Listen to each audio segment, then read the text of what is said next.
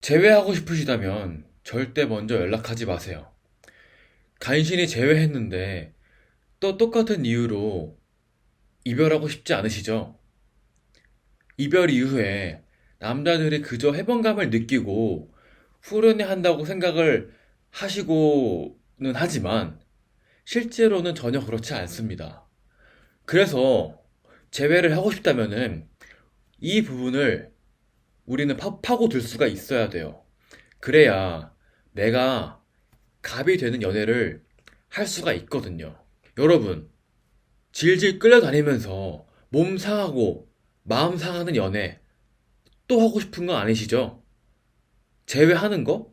제외하는 것 자체는 나쁘다고 생각하지 않아요. 그러나 내가 주도권이 없는 연애는 말리고 싶어요. 그래서 우리가 지금 함께 고민해야 되는 거는 어떻게 재회를 할 것인가가 아니라 내가 어떻게 하면은 관계의 중심이 될 수 있는 재회를 할 수 있을까인 겁니다. 재회를 한다고 해도 각자의 상황이 되게 디테일하게 다를 거예요. 내가 먼저 이별을 이야기하는 경우, 혹은 내가 이별 통보를 받는 경우, 자연스럽게 멀어진 경우, 혹은 잠수 이별을 하는 경우 등등이 있겠죠. 제가 오늘은 한 분 한 분의 사연을 듣고 그에 맞는 어떤 솔루션을 드리진 못하지만 오늘은 보편적인 두 가지의 사례를 예시로 들어서 이야기를 해보려고 합니다. 혹시 이 영상을 보고 자신의 개인적인 상황에 대해서 제게 말씀을 주시고 도움이 필요하시다면은 댓글로 남겨주세요. 제가 영상으로 다루든 아니면은 대댓글로 조언을 드리든 어떤 방법으로든 도움이 될 수 있도록 한번 해보겠습니다. 편하게 말씀 주세요. 첫 번째 사례로는 내가 이별을 먼저 이야기하는 경우가 있을 겁니다. 사실 이 경우는 생각보다 내가 재회를 했을 때 주도권을 잡기 좋은 상황이라고 저는 생각을 해요. 왜 그러냐면은 보통 내가 헤어지자고 이야기를 하고 다시 만나자고 하는 거는 말을 반복하는 것이기 때문에 내가 조금 지고 들어가는 게 아닌가? 라고 생각하기가 쉽지만 저는 다르다고 생각을 합니다. 왜 그러냐면은 상황의 주도권 측면에서는 내가 유리한 입장에 있다라고 생각을 하기 때문이죠. 모든 상황은 능동적으로 그 상황을 만드는 사람과 상황을 수동적으로 받아들이는 사람이 있습니다. 이별이라는 상황도 마찬가지예요. 누군가는 이별을 능동적으로 이야기하고 누군가는 수동적으로 받아야 되는 상황이 있어요. 따라서 상황의 주도권은 능동적으로 행동하고 만든 사람에게 주어지게 된다는 거죠. 이후 재회를 하는 상황 또한 본인이 주도적으로 이끌게 되면은 더 높은 프레임을 선점해서 관계를 이끌어 갈 수가 있다라는 겁니다. 그러면은 내가 이 상황에서 어떤 식으로 이야기를 해야지 주도권을 더 가져갈 수 있을까요? 당연하게도, 정말 당연하게도 감정을 다 드러내면서 애걸복걸하는 방식은 절대 금물입니다. 내가 주도권이 있다고 하더라도 이런 식의 제외는 주도권을 뺏길 수밖에 없어요. 왜냐면은 나는 준비된 상황에서 이런 이별을 이야기한 상황이었지만 상대방은 갑작스럽게 이별을 맞닥뜨린 상황이거든요. 그렇기 때문에 이 상대는 감정이 되게 요동치고 있을 거예요. 그러면 우리는 이 감정을 우리가 좋은 쪽으로, 우리가 이득이 되는 방향으로 이용을 해야 되는 거지. 거기에 애걸복걸하는 식으로 그 감정에 휘말려서는 안 된다라는 거죠. 그래서 연락을 할 때는 감정을 가라앉히고 더 침착한 상태에서 연락을 해야 된다는 겁니다. 가장 좋은 거는 대면으로 이야기하는 게 가장 좋지만 상황적으로 어렵다면 카톡이나 전화로도 괜찮습니다. 자, 그래서 우리가 어떤 식으로 이야기하면 좋을지를 조금 더 디테일하게 이야기를 해보자면은 이런 식으로 얘기하는 거예요. 아, 미안해. 내가 요즘 학교 일정이랑 집안일이 너무 겹치면서 심적으로 여유가 없었어. 그런 상황이 3주 가까이 지속되다 보니까 너무 지치더라.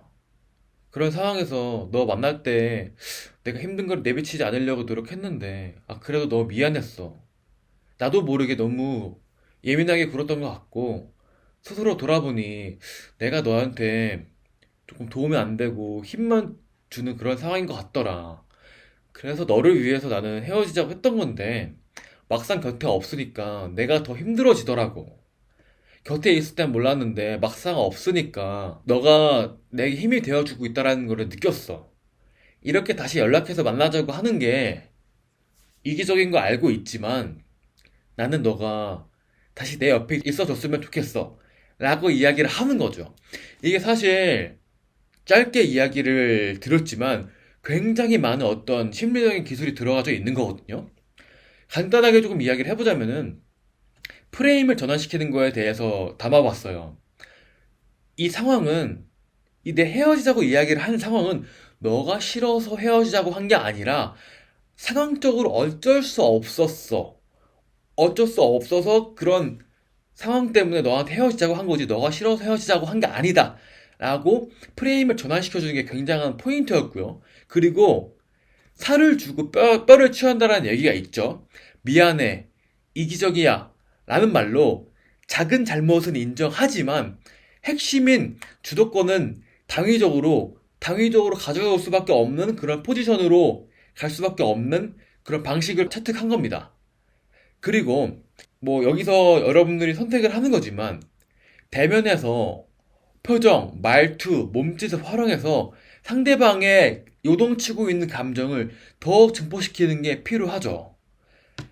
물론 이 부분이 전화로나 카톡으로나 할 수 없는 건 아니지만 실제로 대면에서 하는 게 보다 효과적이기 때문에 여러분들에게 되도록이면 대면을 하시기를 권장드린다라고 말씀을 드렸던 겁니다.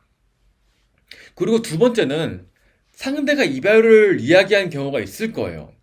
이 경우 가장 중요한 거는 내 감정을 컨트롤하는 거예요. 요동치는 내 감정을 다스리지 못하면은 재회 이후에도 상대에게 휘둘리면서 상처받게 되는 그런 관계가 또 될 가능성이 너무나도 커요. 절대로 애걸복걸하는 그런 재회는 해서는 안 돼요. 그래서 일단 우리는 조금 기다려야 돼요. 이때 우리는 두 가지를 기다려야 되거든요. 한 가지는 내 감정이 조금 잦아들기를 기다리는 거예요. 그리고 두 번째는 상대방의 감정이 요동치기를 기다리는 겁니다. 사람은 하지 말라고 하면은 더 하고 싶어지는 게 사람입니다. 그런데 이 시점에서 만약에 연락을 절대 하지 말고 기다려라 라고만 이야기를 하고 다짐하라 그러면은 더 연락을 하고 싶어질 수가 있어요. 그래서 이때는 우리가 한 가지 심리적으로 컨트롤 하는 겁니다. 연락을 하지 말자가 아니라 조금만 있다가 연락을 하자. 내 감정이 가라앉으면은 연락을 해보자. 라고 말이죠. 그런데 여기서 중요한 거는 카카오톡 프로필이랑 인스타 피드 이런 거 바꾸고 기다리는 게 아니에요. 제발 그런 거는 가만두세요. 물론 이거를 전략적으로 활용을 해서 이용을 하는 거라면 좋을 수도 있지만 지금 감정적인 이 상황에서 손댄다? 이건 너무 위험해요. 누군가의 조언을 받아서 이렇게 해봐라 라는 지침을 받아서 하는 거라면은 좋을 수 있겠지만 그런 게 아닌 이상 그냥 손대지 마세요. 그런데 신기한 게 이렇게 연락을 잠시 유예하자라는 거 하는 것만으로도 되게 마음이 침착해지시는 것을 느낄 거예요. 그런데 심지어 이때 60% 정도는 연락이 무조건 올 겁니다. 이건 장담해요. 그리고 상대방의 감정이 요동치는 것을 기다린다는 것은 앞서 이야기했죠. 능동적으로 이별을 이야기하는 사람은 마음의 정리가 된 상태에서 이별을 이야기하는 것이기 때문에 마음이 상대적으로 침착할 거고 당하는 사람은 요동칠 거라고 했죠. 그런데 이거는 헤어지자고 이야기를 하는 그 시점에는 그럴 거라고 이야기를 한 거였어요. 헤어진 시점에 대해서는. 그런데 그 이후에는 침착함이 지속되지 않을 가능성이 굉장히 높습니다. 분명히 요동치는 그 순간이 오기 마련이에요. 왜냐면은 이때 사람이라면은 상대방과 함께 했던 추억이 떠오르기 마련이거든요. 이게 추억이라는 게 사람에게는 너무나도 너무나도 중요한 요소거든요. 이거는 심리적으로 거의 추억은 쇠뇌와 같은 선상에 있다라고 보시는 게 좋습니다. 그래서 우리가 좋은 추억이 만약에 쌓여있을수록 무조건 요동칠 수밖에 없어요. 그런데 그 사람이 감정적으로 요동치고 할 시점에 우리의 감정은 어떻죠? 여러분들이 제가 첫 번째 말씀드렸던 그 지침을 잘 지키셨다면은 아마 잠잠하게 잦아들어 있을 거예요. 이렇게 상대방은 감정이 요동치고 나는 다시 감정이 가라앉는 이 감정의 요동에 교차하는 그 지점은 분명히 오게 돼 있고 이때 대부분 연락이 먼저 오기 마련입니다. 만약에 연락이 안 온다면은 이때는 연락을 해보셔도 되겠죠.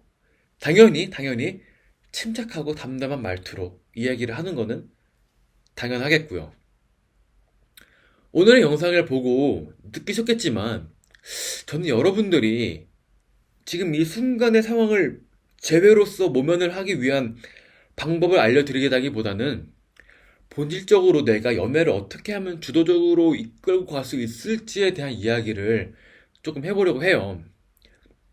저 또한 어릴 때 휘둘리는 경험도 해보기도 하고 가슴 아픈 이별도 해봤던 사람이라서 그런 상황에 놓여있는 사람들을 조금 가볍게 그냥 지나치지 못하는 것 같아요. 얼마나 힘들고 고통스러운지 내가 너무 잘 아니까. 지금은 상담을 해주고 고민을 들어주는 입장까지 되었지만 저라는 사람이 이야기를 들어주고 도움을 줄 수 있는 그런 시간과 한계가 아무래도 조금 한정되어 있다 보니 그런 부분을 조금 해소해서 많은 분들을 도움 드릴 수 있는 게 조금 유튜브라고 생각을 했던 것 같아요. 그래서 유튜브를 시작을 했고 앞으로도 좋은 콘텐츠 저는 많이 올릴 거거든요. 그러니까 앞으로도 조금 더 지켜봐 주시고 제가 하는 이야기를 잘 들어봐 주시면 좋을 것 같아요. 그리고 조금 더 디테일하게 어떻게 연락을 하면은 좋을지에 대해서 어떤 스토리 라인으로 연락을 하면 좋을지에 대해서 이거에 대해서 물어보는 저의 지인도 되게 많았고 어떻게 카톡을 하면 좋을지 이런 걸 조금 세세하게 궁금하다는 질문이 꽤나 많았어요. 상담을 진행하면서. 그래서 오늘은 영상을 보시는 분들이 지금 느끼시기에는 어떻게 연락을 하면 좋을지에 대해서 분명히 똑같이 디테일한 부분이 궁금하신 분들이 많으실 것 같아서요. 영상을 제작해 봤어요.